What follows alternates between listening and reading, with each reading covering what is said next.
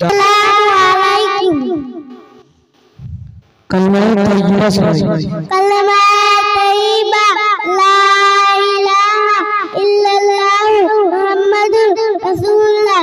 तर्जुमा अल्लाह के सिवा कोई माबूद नहीं, हज़रत मोहम्मद सल्लल्लाहु अलैहि वसल्लम अल्लाह का रसूल है। माशाअल्लाह। दूध पीने की दुआ। दूध पिंदा अल्लाहुम्मा बारिकना फी वजिदना मिनहु। माशाअल्लाह।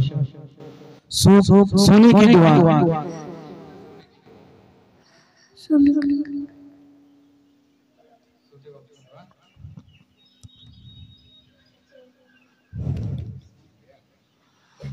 खाना खाने से पहले की दुआ। खाना खाने के बाद की दुआ।